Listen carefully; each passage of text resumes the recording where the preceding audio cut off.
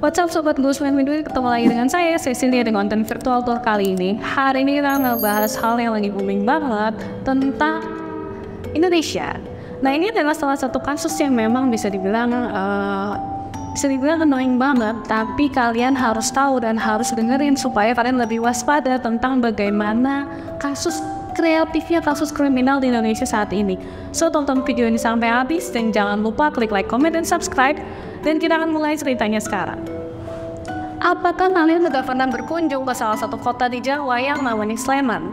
Kalau kalian pernah berkunjung sana, kira-kira kalian apa sih yang kalian rasain pertama kali? Orang-orangnya tentunya ramah dan kayak like a wonderland banget, the land that you want to feel and you want to live forever. Tapi ternyata di balik keramahan itu ada salah satu oknum yang membuat Sleman menjadi tercemar, in my opinion. So, jadi di Sleman ini beberapa waktu lalu dihebohkan dengan pertemuan mayat manusia yang terpotong-potong dengan begitu rapihnya, dan mayat tersebut disebar ke 5 titik around the Sleman.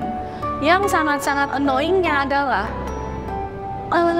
mayat mutilasi tersebut ternyata nggak cuma dipotong-potong dan dibunuh aja, tapi juga direbus. Kira-kira apa sih motifnya kenapa harus banget mayat-mayat ini direbus?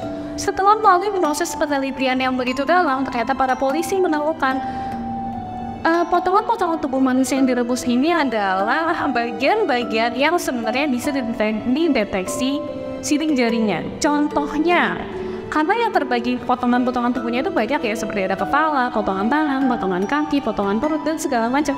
Yang direbus ini hanya potongan tangan dan potongan kaki yang jelas-jelas bisa telusuri sidik jarinya. Which is sebenarnya kalau kita ngomongin pembunuh ini cukup pintar juga. Mungkin mereka sering nonton Netflix or anything about that. Nah, fakta yang lebih mengejutkannya lagi adalah mayat yang terpotong-potong ini pada awalnya tidak bisa terdeteksi, tapi ketika para polisi berhasil mendeteksi, ternyata adalah mayat dari seorang mahasiswa semester 4 berinisial R. Kira-kira apa sih tujuannya dari seorang mahasiswa semester 4 yang literally mahasiswa biasa bisa jadi korban pembunuhan? Ternyata ada hubungannya dengan salah satu sekte atau komunitas terlarang yang tersebar di beberapa bagian di Sleman. Kita nggak tahu ya ada berapa banyak bagian, tapi pada dasarnya komunitas ini memang ada dibuktikan dengan terbunuhnya seorang R tersebut. Nah, komunitas apakah tersebut? Pada awalnya saya mikirnya komunitas sesat macam-macam, kayak mungkin komunitas penganti setan atau apa, atau satanik or whatever it is. Tapi ternyata komunitas tersebut adalah komunitas seksual yang menyimpang. Kalau kalian pernah nonton 50 Shades of Grey atau film-film lainnya, kalian sepertinya sudah harus mengetahui dari konsekuensi sesuatu yang mungkin memang tidak disarankan di dunia nyata ya. Komunitas tersebut adalah komunitas BDSM, di mana BDSM stands for Bondage Discipline Sadomasochism. Oke. Jadi komunitas ini adalah komunitas yang gemar siksa dan menyiksa, dan beberapa di antaranya memang cenderung dinaungi oleh para LGBT. Yaitu contohnya dalam komunitas ini, setelah diketahui siapa pelakunya, hal yang mengejutkan itu terjadi karena 2 orang pembunuh dari si R ini ternyata adalah 2 orang laki-laki, di mana R ini juga merupakan seorang laki-laki. So you know what I mean. So setelah penyelidikan yang begitu dalam, diketahui bahwa 3 orang laki-laki dalam komunitas ini bertemu melalui sebuah grup orang di Facebook, dan mereka janji ketemuan di dunia nyata untuk melakukan kegiatan-kegiatan terlarang tersebut. Apa yang terjadi kemudian adalah hal yang tidak mereka duga selanjutnya, karena tidak siapnya mereka dengan segala keperluan teknis dan segala macam. The fun goes into the worst. Jadi istilahnya mereka yang tadinya pengen have fun, pengen senang-senang, ternyata malah membahayakan teman Facebook mereka sendiri. Dan orang tersebut adalah si R. Oke, jadi si R ini ceritanya terbunuh ketika dia sedang have fun. Dan terduga adalah sama 2 teman komunitasnya ini yang tadinya menurut kesaksian adalah orang yang bisa dibilang cukup dekat dengan dan cukup ramah, let's say. Jadi ternyata pada dasarnya kita memang nggak bisa mempercayai seseorang yang baru saja kita ketemu di Facebook.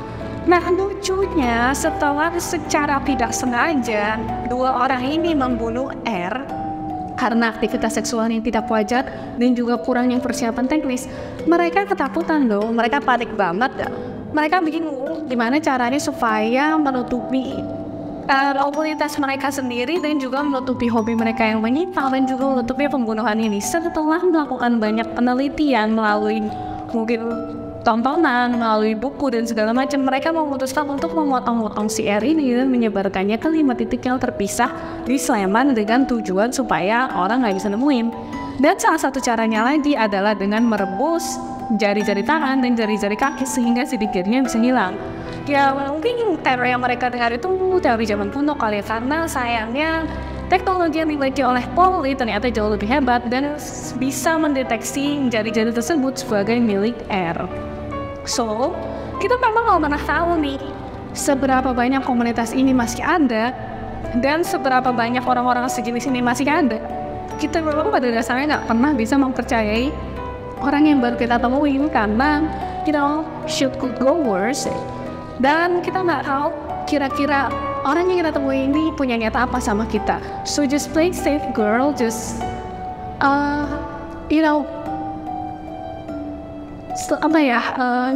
kita mungkin memang nggak boleh ketemu dengan orang baru yang kita temuin di Facebook dan dengan entengnya melakukan hal-hal yang harusnya kita lakukan dengan orang yang sudah kita kenal bertahun-tahun or anything like that. Tapi kasus-kasus seperti ini masih banyak banget yang bisa saya bagikan dan bisa saya ceritakan di seri-seri Ghost Let Me Do It selanjutnya. So kalau memang kalian masih mau dengar tentang kisah-kisah yang bisa menjadi inspiratif ataupun bisa menjadi hal yang dramatis untuk kalian ketahui, klik like, comment, dan subscribe, and see you in the next episode.